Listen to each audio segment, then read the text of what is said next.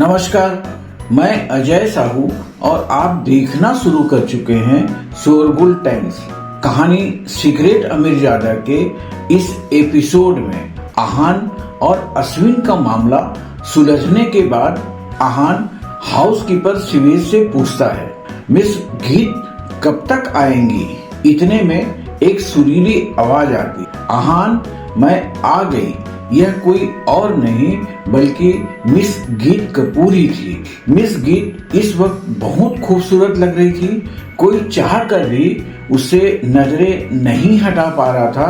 गीत सीधा चलते हुए आहान के पास आ रही थी। यह देखकर सबको बहुत जलन हो रही थी। गीत आहान को देखकर बहुत खुश थी। आहान के पास आते ही उसने गीत को अपना गिफ्ट निकाल कर दिया। इससे गीत बहुत सरप्राइज हो जाती है। इतने में गीत कहती है, आहान क्या मैं इस गिफ्ट को अभी खोल सकती हूँ? आहान कहता है, हाँ बिल्कुल।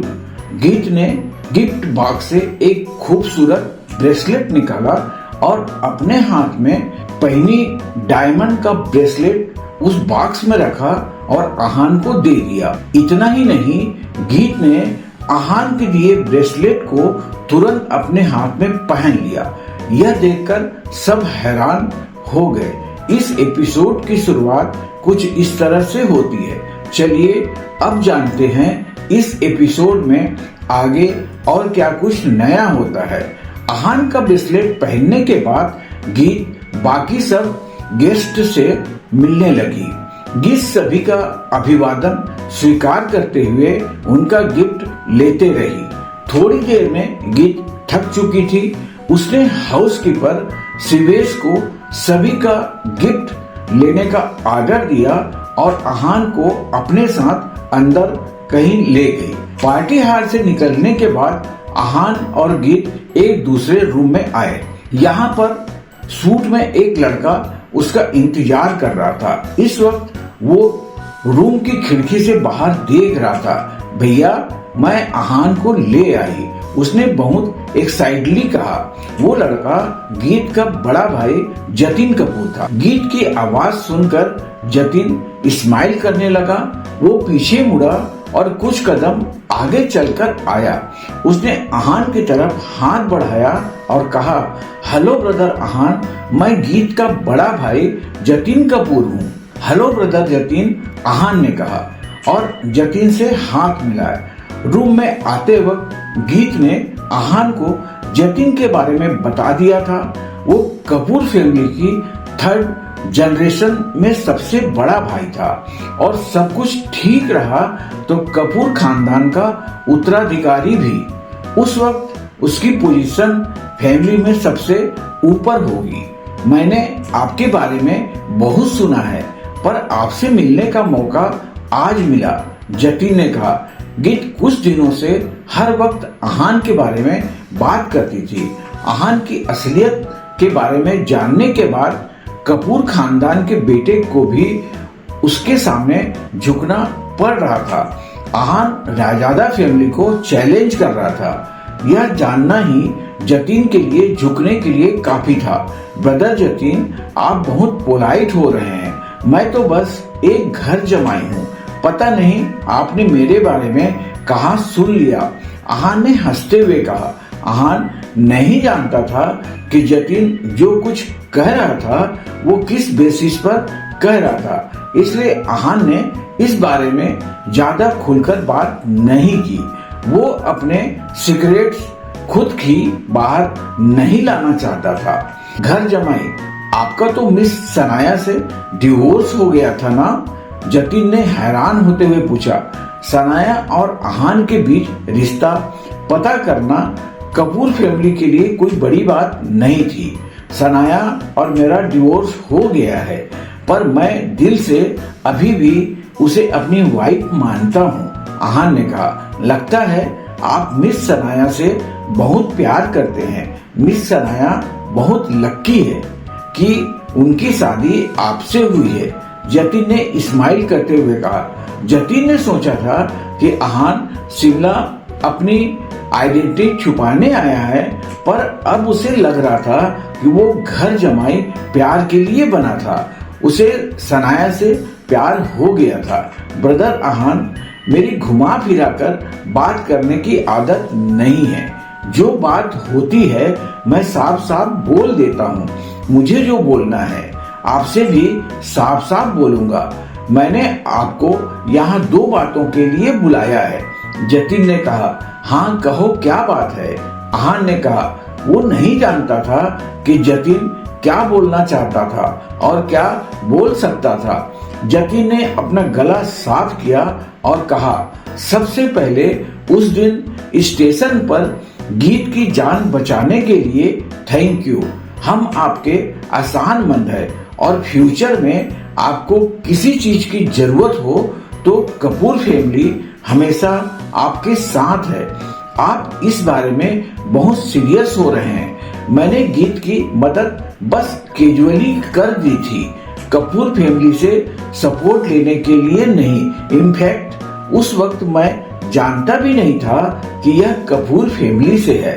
आहान ने कहा, वो सोच रहा था कि जतिन इस बात को लेकर बहुत ज्यादा ही सोच रहा था। आप नहीं जानते गीत हमारे लिए क्या है। वो दादाजी की फेवरेट तो है ही, पर साथ में हम सब की आंख का तारा है। अगर उस दिन गीत को कुछ हो जाता, हम उन अटैकर्स को कहीं से ढूंढकर उन्हें मार डालते। और फिर ऐसा भी नहीं है कि हम बच जाते।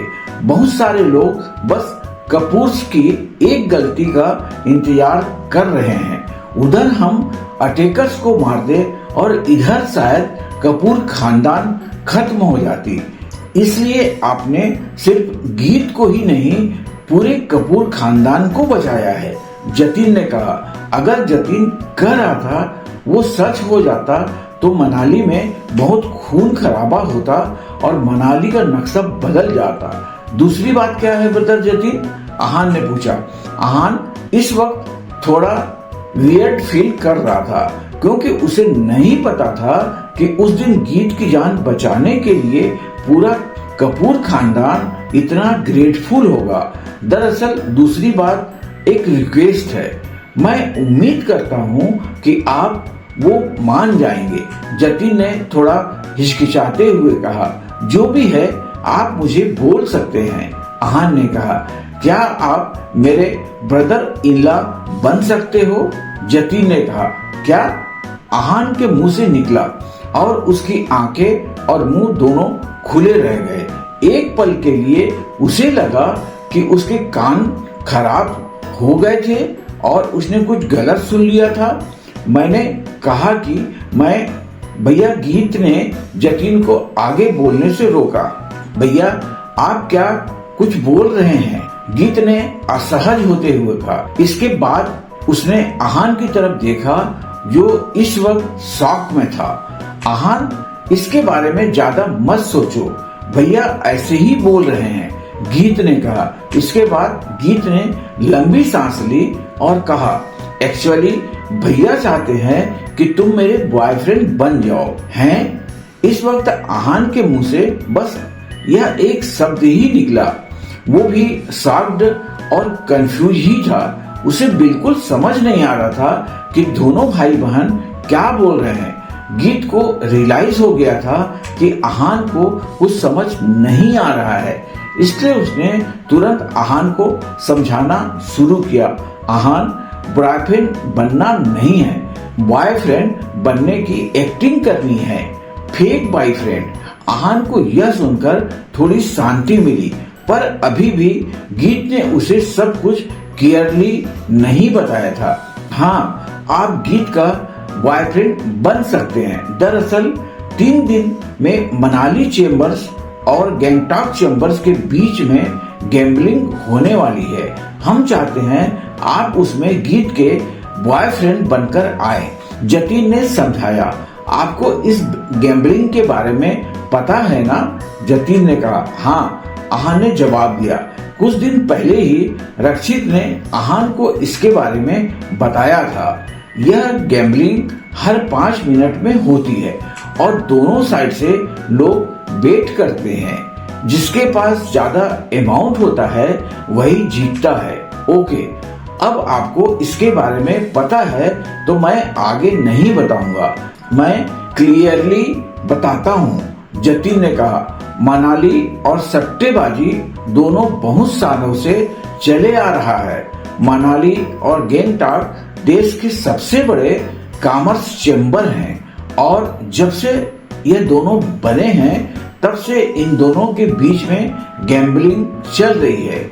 आज 60 साल हो गए और दोनों आज भी बराबरी पर हैं। इस बार ऐसे सिचुएशन न हो इसलिए गैम्बलिंग अमाउंट को बढ़ा दिया है और उसे 70 करोड़ रुपए कर दिया गया है। जतिन ने आहान को बताया। 70 करोड़, यह अमाउंट सुनकर आहान हैरान हो गया। यह कोई छोटा अमाउंट नहीं था और सारा ट्रांजैक्शन कैश में होने वाला था। इसका मतलब लोगों के पास 70 करोड़ कैश होना मुमकिन था। इतना अमाउंट कैश में राजादा फैमिली के पास होना भी मुमकिन नहीं था। लोग अपना पैसा मोस्टली रियल एस्टेट में लगा देते हैं। 70 crore Manali chamber of commerce और 70 crore Gangtok chamber of commerce total हो गए 140 करोड़। इस अमाउंट को ऑलरेडी स्विस बैंक के एक अकाउंट में ट्रांसफर करवा दिया गया है। जो भी जीतेगा पैसे उसके। जतिन ने रूखी आवाज में कहा, इतने पैसे अकेले कपूर फैमिली ने तो नहीं दिए थे बल्कि मनाली की बड़ी और अमीर फैमिलीज ने मिलकर दिए थे। इसके अलावा इस साल 2 और चीजें भी है जो मैं आपको अभी बता नहीं सकता, पर इतना जरूर बता सकता हूँ कि उसकी कीमत 140 करोड़ से भी ज्यादा है। जतिन ने कहा, पैसों के अलावा किसी और चीज का सट्टा भी लगने वाला था। दोनों चेंबर को वो चीज लानी थी जिसकी वैल्यू सेम थी। 140 करोड़ से भी ज्यादा, ऐसा क्या है? आहान ने शॉक होते हुए पूछा। यह मैं आपको अभी नहीं बता सकता। दरअसल यह हिस्ट्री से रिलेटेड है। पहले दोनों एक ही थे पर हिस्टोरिकल रीजन की वजह से एक मनाली आ गया और एक गैंगटॉक चला गया। जतिन ने कहा, अगर मैं आपको 60 में बताऊं तो दोनों चेंबर को पैसों से ज्यादा यह चीज चाहिए। जतिन ने गहरी सांस लेते हुए कहा, अच्छा। आहान ने कहा। आहान समझ गया था कि वो 2 आइटम्स बहुत कीमती थी। ब्रदर आहान, पहले कौन जीता इससे कोई फर्क नहीं पड़ता है क्योंकि जो पहले हुआ वो सिर्फ पैसों के लिए हुआ। पर इस बार बात सिर्फ पैसों की नहीं है। इस बार मनाली चेंबर्स कॉमर्स को जीतना ही पड़ेगा। हम हारना अफोर्ड नहीं कर सकते। जतिन ने कहा, अगर हम इस बार हार गए तो बहुत बड़ी प्रॉब्लम हो जाएगी। जतिन ने कहा, क्या यह गैम्बलिंग एक मार्शल फाइट है? आहान ने सवाल किया। इतनी बात के बाद आहान थोड़ा थोड़ा समझ पा रहा था कि जतिन क्यों चाहता था कि वो गीत का बॉयफ्रेंड बनकर आए। इसका कनेक्शन गैम्बलिंग के रूल के साथ था। हाँ, यह एक मार्शल आर्ट बैलेट है। जतिन ने कहा, इसके रूल सिंपल हैं। हर साइड अपनी तरफ से 10 मार्शल आर्टिस्ट भेजेगी। एक एक करके वो स्टेज पर आएंगे और जो जीतेगा वो स्टेज पर रहेगा। जो भी एंड में स्टेज पर रहेगा वो विनर होगा। जतिन ने कहा और फिर कुछ सोचने लगा। इसके अलावा आहान ने पूछा। आहान जानता था यह इतना सिंपल नहीं है। यह स्टेज के रूल हैं। इसके अलावा भी 2 रूल्स और हैं। जतिन ने कहा, क्या? आहान ने पूछा। एक कोई भी फाइटर 30 साल से ऊपर का नहीं हो सकता और दूसरा यह कि जो मार्शल आर्टिस्ट स्टेज पर फाइट कर रहा है वो मनाली वार अलायंस या ड्रैगन अलायंस के स्टूडेंट होना चाहिए, पर उसका इससे डायरेक्ट रिश्ता नहीं होना चाहिए। वो फाइटर वार अलायंस, मार्शल अलायंस या फिर डैगर अलायंस से नहीं हो सकता। जतिन ने कहा, मुझे ऐसा क्यों लग रहा है यह दोनों rule Gangtok chamber of commerce ने बनाए हैं? आहान ने पूछा। यह रूल सुनकर आहान को लग रहा था जैसे यह रूल बायस्ड है और गैंगटॉक चेंबर ऑफ कॉमर्स को सपोर्ट कर रहा है। इन रूल्स के हिसाब से कोई भी हाई लेवल का मार्शल आर्टिस्ट फाइट नहीं कर सकता था क्योंकि मैक्सिमम एज ही 30 साल है। इसके अलावा मनाली एलायंस बाहर से कोई फाइटर नहीं बुला सकता था। गैंगटॉक के पास अपने फाइटर थे पर मनाली में कोई भी उनकी टक्कर का फाइटर नहीं था। हाँ, यह सही है। यह सारे रूल गैंगटॉक ऑफ चेंबर ने ही सेट किए हैं। हमने बहुत कोशिश की रूल को चेंज करने की, पर ऐसा नहीं हो पाया। वो अपनी बात पर अड़े रहे और जब हमने ज्यादा कहा तब उन्होंने कहा कि वो लोग उस चीज को डिस्ट्रॉय कर देंगे। वो स्टेट में लगने वाली है। जतिन ने डिसअपॉइंटमेंट के साथ कहा। जतिन की बातों से साफ हो गया था कि वो जो भी चीज थी पहले पूरी थी पर किसी वजह से बट गई थी। अब दोनों चेंबर उस चीज को पाना चाहते थे जिसे उसकी सबसे ज्यादा जरूरत थी। वो मनाली चेंबर ऑफ कॉमर्स थी। आहान समझ गया था कि इस बार गैंगटॉक के पास ज्यादा एडवांटेज है। आहान समझ गया था कि इस बार उनमें बहुत ज्यादा कॉन्फिडेंस है। इंडीड उन्हें ऐसा ही लगता है। कुछ गलत भी नहीं लगता क्योंकि सब कुछ उनके फेवर में है। जतिन ने कहा, मुझे जो इंफॉर्मेशन मिली है उस हिसाब से ये लोग पिछले 5 साल से इस गैम्बलिंग की तैयारी कर रहे हैं। जतिन ने कहा, गैंगटॉक चेंबर इस बार बेशर्मी पर उतर आया है। आहान ने कहा। आहान ने मन में सोचा कि वो फेयर कंपटीशन करना नहीं चाहते। कोई भी 30 साल से कम उम्र का मार्शल आर्टिस्ट ब्लेड टेक्निकल से कैसे फाइट कर सकता है? बहुत अच्छा प्लान बनाया है उन्होंने इस बार जीतने का। आहान ने गर्दन हिलाते हुए कहा, हाँ, अब तो आप सब जानते हो। यही कारण था जिस वजह से मैं आपको इनवाइट करना चाहता था। जतिन ने कहा, गैंगटॉक चेंबर इस बार क्या करेगा इसकी ज्यादा इंफॉर्मेशन नहीं है मेरे पास, पर हाँ, मुझे इतना जरूर पता है कि ब्लेड टेक्नोलॉजी यूज करेगा।